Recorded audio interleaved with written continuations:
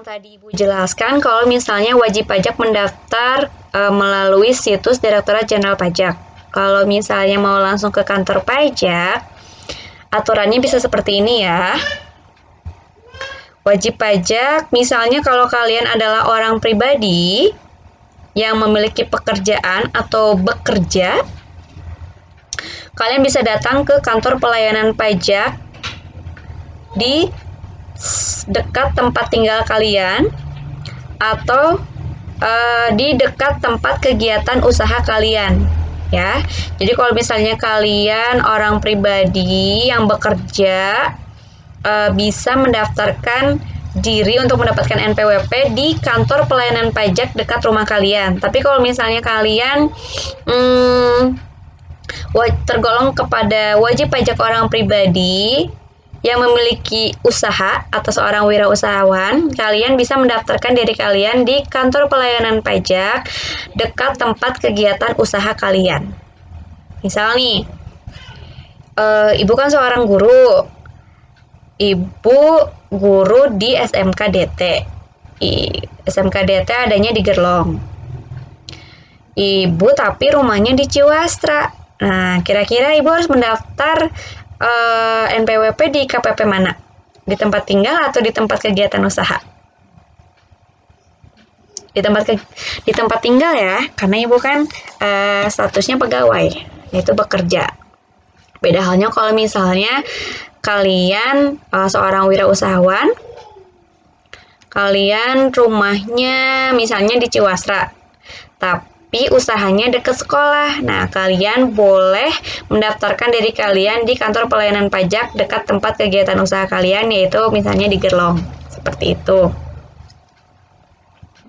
Yang kedua, untuk wajib pajak pemungut atau pemotong. Nah, kalian bisa mendaftarkan diri di dekat tempat tinggal kalian atau tempat kalian bekerja.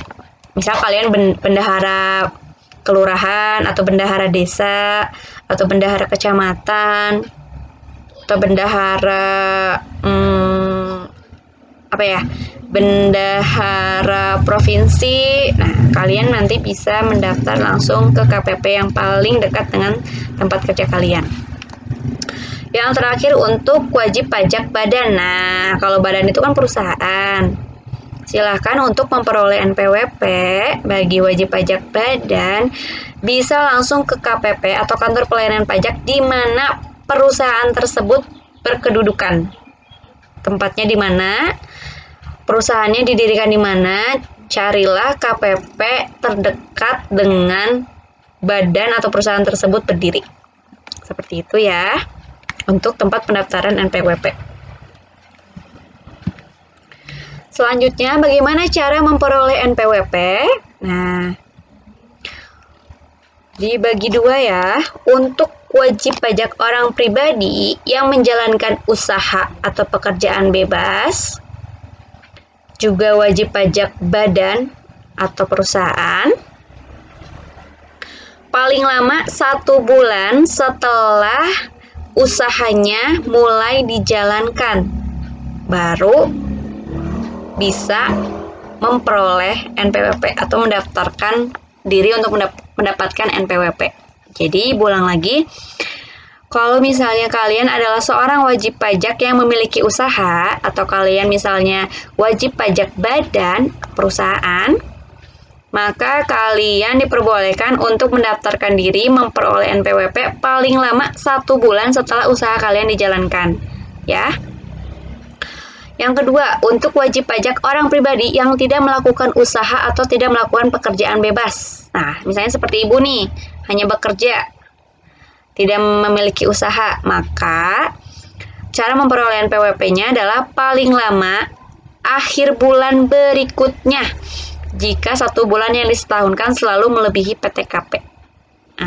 Coba dicari perbandingannya, apa sih perbedaan dari tata cara memperoleh NPWP bagi wajib pajak orang pribadi yang melakukan pekerjaan dengan yang tidak melakukan pekerjaan. Oke, yang terakhir Ibu akan bahas terkait penghapusan NPWP.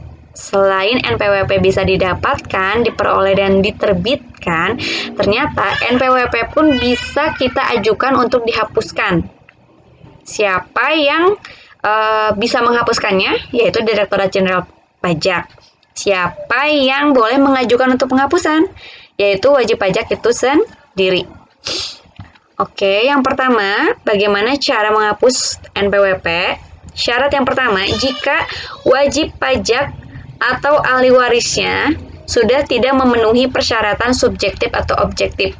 Misal, meninggal dengan warisan, meninggal tanpa warisan, dan tidak memenuhi persyaratan lagi. Pada intinya, kalau misalnya seseorang wajib pajak sudah meninggal, baik dengan meninggalkan warisan ataupun tidak, maka keluarganya atau kerabatnya boleh mengajukan untuk penghapusan NPWP. Karena khawatir Direktorat Jenderal Pajak tidak mengetahui terkait hal ini, lantas pajak si orang yang sudah meninggal ini terus dihitung sama negara, sama Direktorat Jenderal Pajak. Kan kasihan ya. Nah, maka kalau misalnya ada wajib pajak yang meninggal, boleh diajukan untuk penghapusan NPWP-nya, supaya terlepas kewajiban perpajakannya kepada negara. Yang kedua adalah wanita kawin yang sebelumnya telah memiliki NPWP dan menikah tanpa membuat perjanjian pemisahan harta sebagai suaminya telah terdaftar sebagai wajib pajak. Jadi misalnya nih yang suami istri tadi sudah memutuskan untuk memiliki kekayaan terpisah. Suaminya memiliki NPWP, istrinya memiliki NPWP, tapi